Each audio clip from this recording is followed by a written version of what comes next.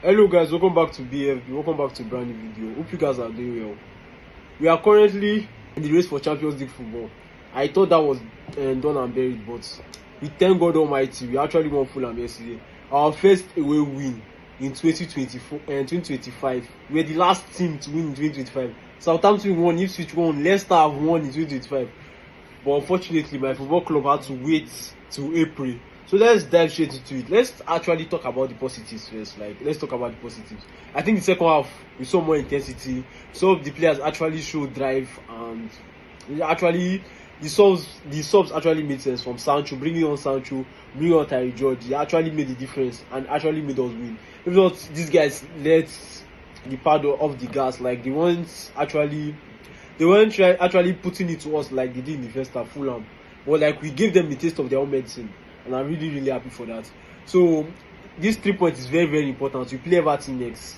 I thought Caicedo was suspended, but thank God the yellow card means he's not suspended, so he will be able to play against Everton. Lavia is coming back. Let's just take positives because we need this at the end of the season. At this stage of the season, how you win is not important. It's just to get the win.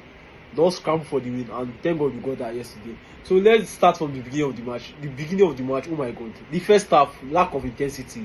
We were just allowing Fulham run through us. When we reach to the box, we are very predictable. Just give the ball to Neto. And if you give the ball to Neto, either he overhits the cross, or anytime he hits the cross well, Jackson will be sluggish to hit it. Or the cross is not good enough. Or the cross will not meet Jackson. And speaking of Jackson,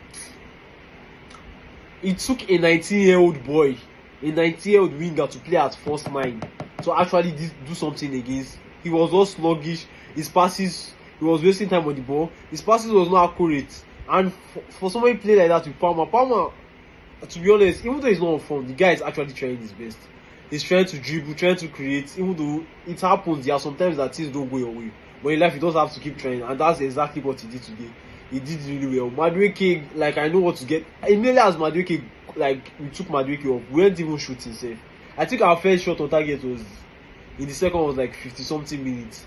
That first half was very poor. It was very poor. To be honest, we need people in the middle. Not as much as I like Enzo Fernandez. Enzo Fernandez and Caicedo, that midfield is too exposed. It's just too exposed. But Caicedo is just most of the time on the ball. Enzo Fernandez is an asset. Off the ball, it's actually better. He has like buff up. He has added more muscle, but he has become faster. But it's actually not still good enough. It's not good enough. We actually need someone in the middle. Maybe Santos, or get someone that is actually will help us in the middle. If we can get money for Enzo Fernandez, I'm just going to say it, we should not sell Enzo Fernandez. He's a very good player. He's the only leader we have in this locker room.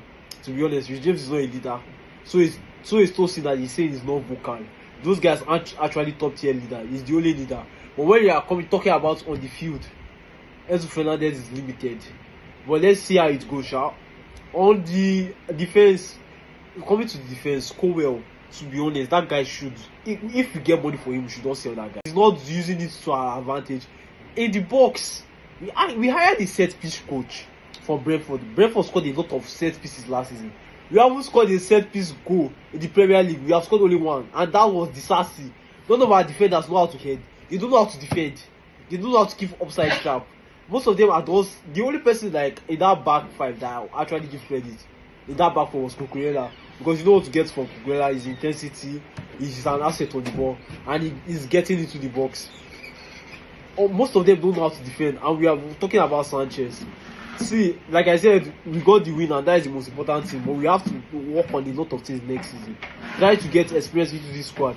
And speaking of Enzo Maresca, like, I don't want them to sack you, because if you are not going to get someone that is a significant upgrade on you, there's no need for them to sack you.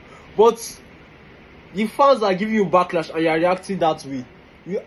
We haven't made Champions League football. If we don't make it this season, 3 years, no Champions League football. And it's going to look bad on the club. No player will want to come again, and you are coaching at the club at like Chelsea Football Club, and you are giving this attitude. You are taking this back to the fans. The fans are giving you feedback. If it's this how Ruben Amorim is doing, do you think Manchester United will not be much more toxic? He understands the fans. He understands the reason for their backlash. We haven't made Champions League 3 years, and we are giving you backlash. and you are like you are doing that. We are not going. I saw a report too. It's the same thing with Nicola Jackson that the fans are not helping matters. We have been patient for 3 years. This season, fortunately, Arsenal beat Real Madrid, and that made it 5 teams going to the Champions League. And we are still finding it difficult to make that. We have spent 1 billion, and we expect the fans to just be easy, and we take it, and the future will be bright. Future will be bright 3 years. I've repeated it times with that number. Let's just take the positives and go to the Everton match. But what I saw in the first half was very diabolical.